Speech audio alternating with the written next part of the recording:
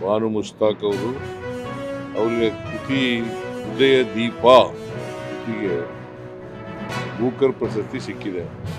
ಕರ್ನಾಟಕದ ಒಬ್ಬ ಮಹಿಳೆಗೆ ಬೂಕರ್ ಪ್ರಶಸ್ತಿ ಸಿಗ್ತಾ ಇರ್ತಕ್ಕಂಥದ್ದು ಬಹಳ ಸಂತೋಷ ಆಗಿದೆ. ಹಾಗಾಗಿ ಹೋರಾಟದ ಹಿನ್ನೆಲೆಯಿಂದ ಬಂದಂಥವರು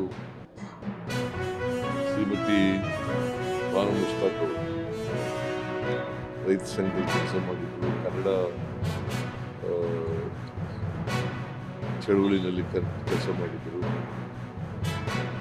ಎಲ್ಲ ಪ್ರಗತಿಪರ ಚಿಂತಕರು. ಸೊ ಇಂಥವ್ರನ್ನ ಈ ಸಾರಿ ವಿಶ್ವವಿಖ್ಯಾತ ದಸರಾ ಮಹೋತ್ಸವ ಉದ್ಘಾಟನೆಯನ್ನು ಶ್ರೀಮತಿ ಬಾನು ಮುಷ್ತಾಕ್ ಅವರು ಉದ್ಘಾಟನೆ ಮಾಡಲಿದ್ದಾರೆ. ದಸರಾ 22 ಸೆಪ್ಟೆಂಬರ್ 22ಕ್ಕೆ ಪ್ರಾರಂಭ ಆಗುತ್ತೆ. ಈ ಸಲ 11 ದಿನ ದಸರಾ ನಡೀತದೆ. ಏರ್ ಶೋಗೆ ಅನುಮತಿ ಕೊಟ್ಟಿದ್ದಾರೆ. ನಾನು ಪತ್ರ ಬರೆದಿದ್ದೀನಿ ರಾಜನಾಥ್ ಸಿಂಗ್ ಅವರಿಗೆ, ಅವ್ರನ್ನೂ ಕೂಡ ದಸರಾ ವೀಕ್ಷಣೆಗೆ ಬರಬೇಕು ಅಂತೇಳಿ ಇನ್ವೈಟ್ ಮಾಡಿದ್ದೀನಿ. ಏನು ಚಿನ್ನಸ್ವಾಮಿ ಕ್ರೀಡಾಂಗಣದ ಕಾಲ್ತುಳಿತದಲ್ಲಿ 11 ಜನ ಮರಣವನ್ನು ಹೊಂದಿದ್ರು. ನಾನೇನವತ್ತು ಮುಖ್ಯಮಂತ್ರಿಗಳು ಉತ್ತರ ಕೊಡಬೇಕಾದ್ರೆ ಬಹಳ ಭಾವುಕರಾಗಿ ಆ ಒಂದು ವಿಚಾರವನ್ನ ಪ್ರಸ್ತಾಪ ಮಾಡ್ತಾರೆ ಅಂತ ಕೊಡ್ತಿದ್ರೆ ಬಹಳ ಆರಾಮಾಗಿ ಹರಿಕಥೆಯನ್ನು ಹೇಳ್ತಕ್ಕಂಥ ಕೆಲಸ ಮಾಡಿದ್ರು. ರಾಷ್ಟ್ರ ಮಟ್ಟದಲ್ಲಿ ಅಂತಾರಾಷ್ಟ್ರೀಯ ಮಟ್ಟದಲ್ಲಿ ಯಾವ ರೀತಿ ಕಾಲು ತುಳಿತಾ ಇತ್ತು, ಎಲ್ಲಿ ಸಾವು ನೋವುಗಳಾಯಿತು ಅನ್ನುವ ಡಾಟಾನ ಕೊಡ್ತಾ ಇದ್ರು.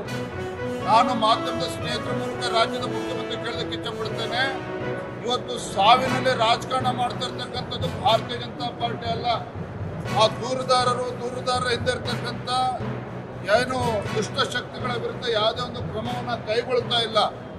ಅಪಪ್ರಚಾರದ ನಿಟ್ಟಿನಲ್ಲಿ ಸಾಮಾಜಿಕ ಜಾಲತಾಣದಲ್ಲಿ ಅಪಪ್ರಚಾರಗಳು ನಡೀತಾ ಇದೆ. ಹಿಂದೂ ಕಾರ್ಯಕರ್ತರ ಏನಾದ್ರು ಒಂದು ಪೋಸ್ಟ್ ಮಾಡಿದ್ರು ಸೋಷಿಯಲ್ ಮೀಡಿಯಾದಲ್ಲಿ ಅಂತ ಹೇಳಿದ್ರೆ 24 ಗಂಟೆ ಅವ್ರನ್ನ ಅರೆಸ್ಟ್ ಮಾಡ್ತಾರೆ. ಆದರೆ ಇವತ್ತು ಧರ್ಮಸ್ಥಳ ದೇವಸ್ಥಾನದ ವಿಚಾರದಲ್ಲಿ 15-20 ದಿನದಿಂದ ಸರಾಗವಾಗಿ ಅಪಪ್ರಚಾರ ನಡೀತಾ ಇದ್ರು ಸಹ ಇವರ ವಿರುದ್ಧ ಯಾವುದೇ ಒಂದು ತನಿಖೆ ಇಲ್ಲ.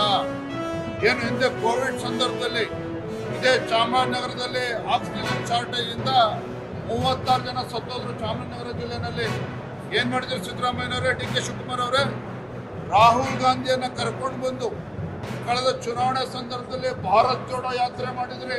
ಏನ್ ಭರವಸೆ ಕೊಟ್ಟಿದ್ರಿ? ಭಾರತ್ ಜೋಡೋ ಯಾತ್ರೆ ಸಂದರ್ಭದಲ್ಲಿ ಚಾಮರಾಜನಗರದಲ್ಲಿ ಆ 36 ಜನ ಅವ್ರನ್ನ ಭೇಟಿ ಮಾಡಿ 36 ಜನಕ್ಕೂ ಕೂಡ ಸರ್ಕಾರ ಬಂದ್ಮೇಲೆ ಸರ್ಕಾರಿ ನೌಕರಿ ಕೊಡ್ತೀವಿ ಅಂತ ಹೇಳಿದ್ರಿ. ಇಲ್ಲೋಯ್ತು ಸ್ವಾಮಿ. ಸರ್ಕಾರ ಬಂದು 2.5 ವರ್ಷ ಆದ್ರೂ ಸಹ ಇವ್ರ ಯೋಗ್ಯತೆಗೆ ಸರ್ಕಾರಿ ನೌಕರಿ ಕೊಡೋಕೆ ಸಾಧ್ಯ ಆಯ್ತಾಗದ್ರೆ